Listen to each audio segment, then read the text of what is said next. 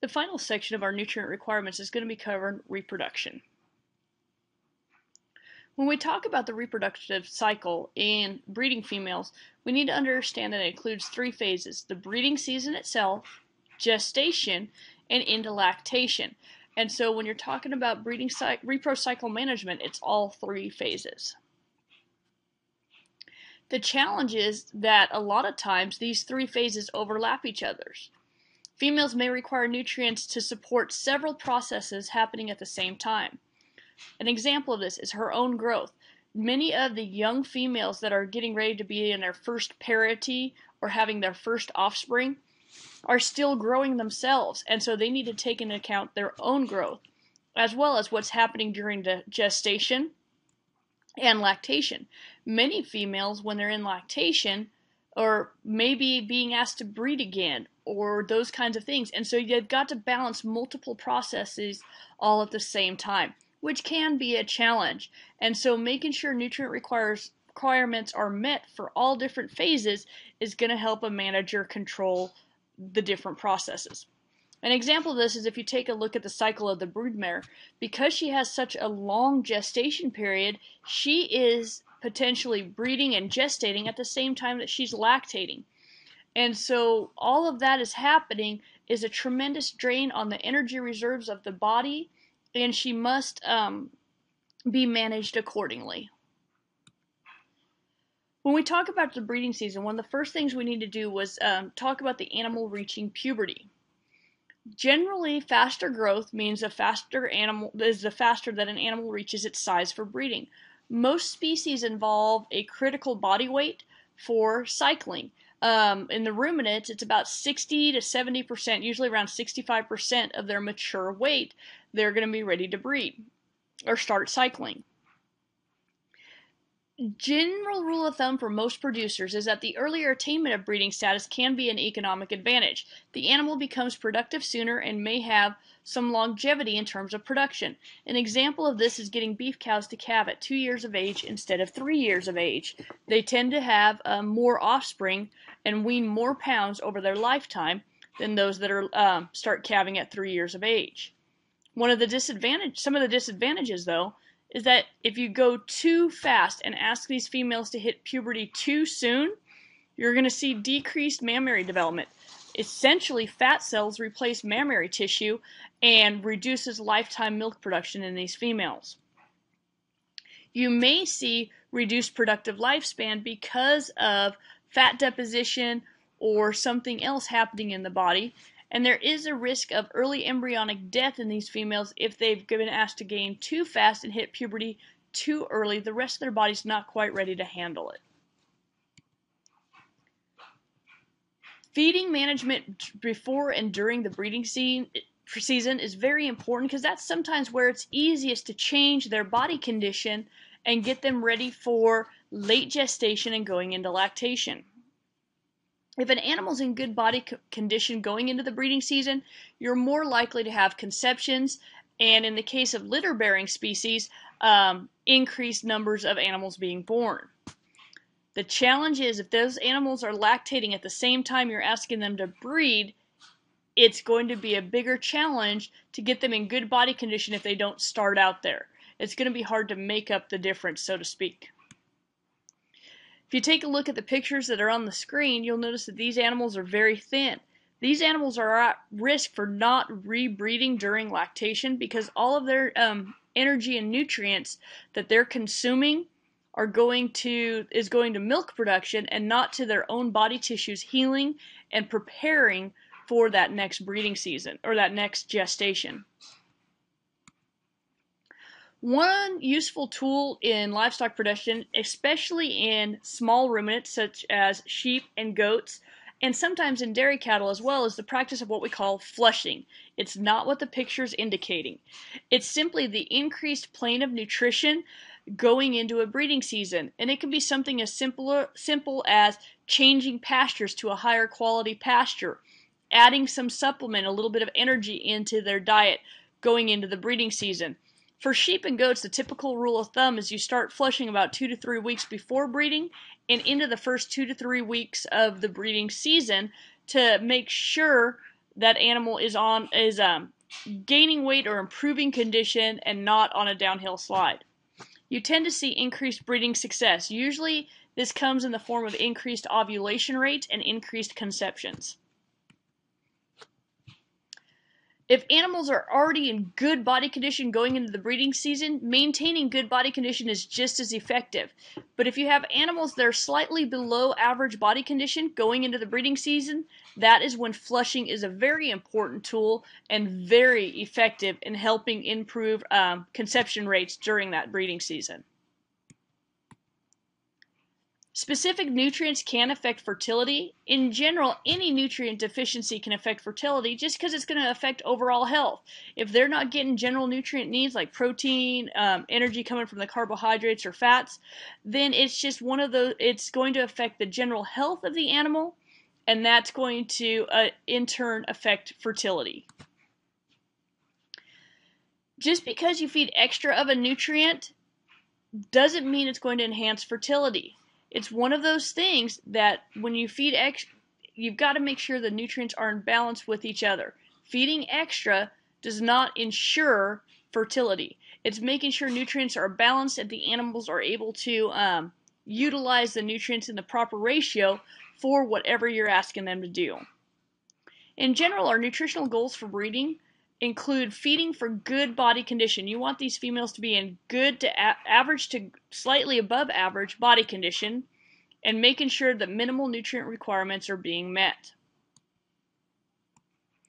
From breeding, once those animals move into gestation, maintenance is still first and foremost. All of these females have a maintenance requirement. Then we need to start considering the rate of placental growth and fetal growth and how that's going to impact nutrient requirements. The placenta tends to develop during the first 2/3 of a gestation period, regardless of species. That's when we see most of the placental growth. It's still not a huge drain during that early to mid gestation period like the fetal growth will be. The majority of the fetal growth is going to happen during that last third of gestation. We also need to consider during that last third of gestation mammary development and as the body prepares for the lactation cycle. Finally, we need to think about, is there any carryover of growth or lactation previously that we need to consider during this gestation phase? If you think back to any first parity animals that are getting ready to have their first offspring, they may still be growing themselves, and we need to consider that. Let's take a look at the fetal growth curve, and we have parturition there on the right-hand side of the screen. Right in the center is where we start seeing the first 2/3 of gestation versus the last third of gestation. The line that we see in the center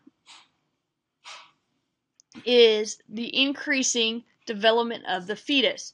Early on, the fetal and placental growth is not a huge drain. It's at a slower growth rate.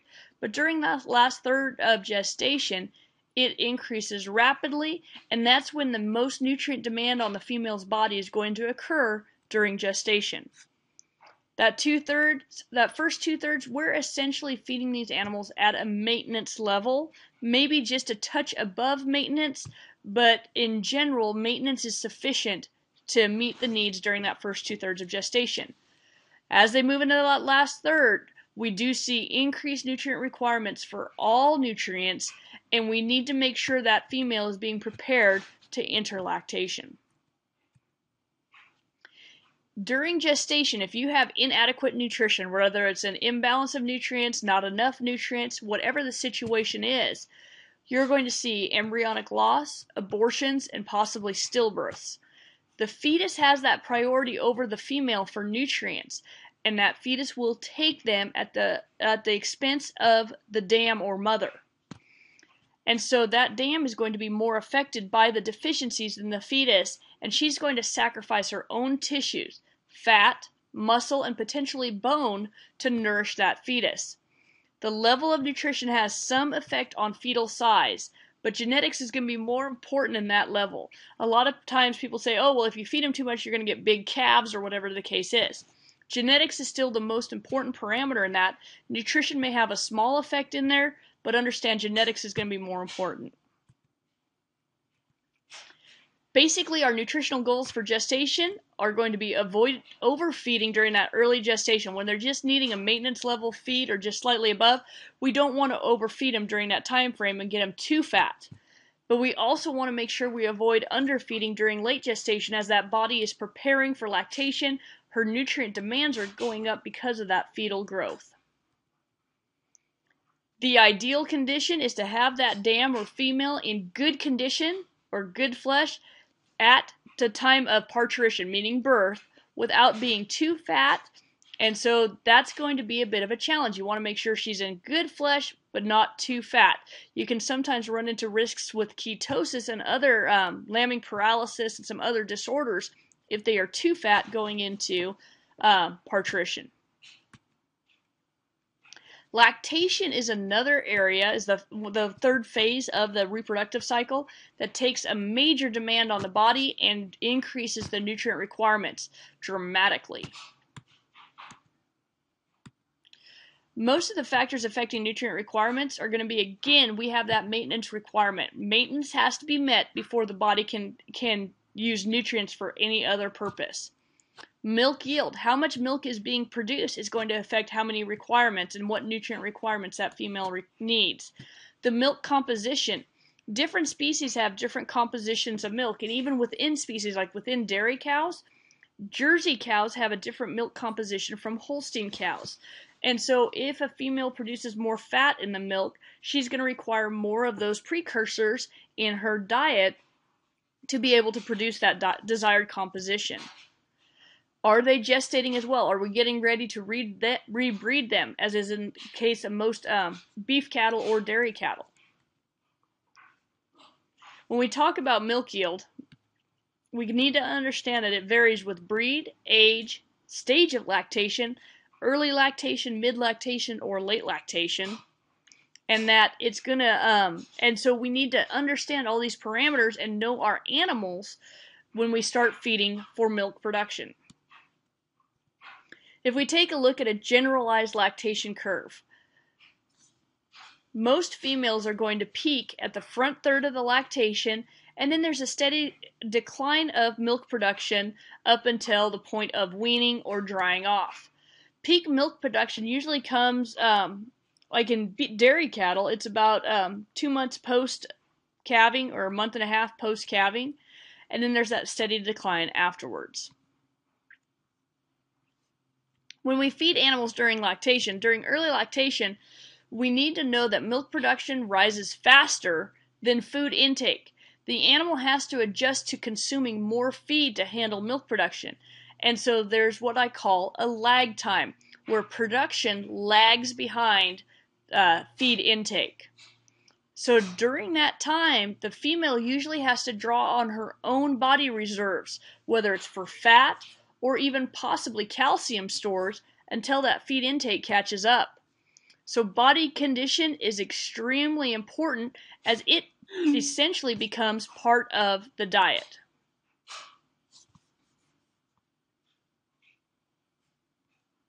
Sorry, ignore my little text message up in the top corner.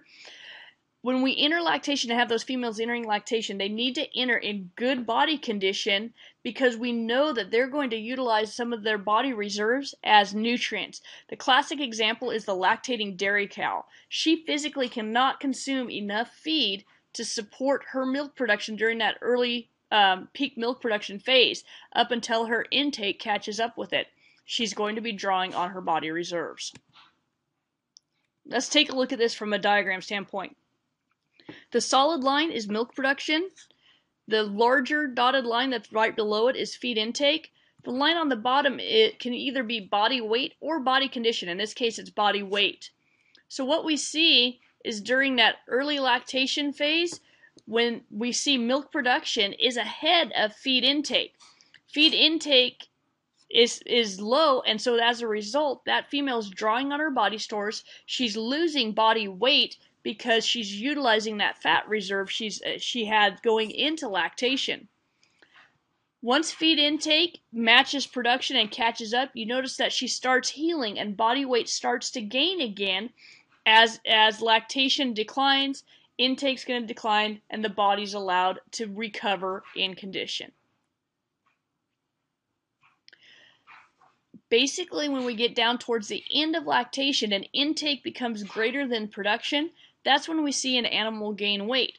We'll talk about it more in the dairy side of it, but it's actually sometimes more efficient to have that cow put on condition now during that late lactation phase as opposed to during the dry period. And we'll talk about why when we hit the dairy side of it. One of the challenges is when we're rebreeding those dairy cows, notice that it's right during peak production, feed intake hasn't quite caught up yet. And so if we're rebreeding early on there, it's something we need to consider from the demands on that female's body. So during early lactation, it may be impossible to get that animal to eat enough to prevent weight loss, especially in the dairy females. So we need to understand that they are going to lose condition, and that's okay,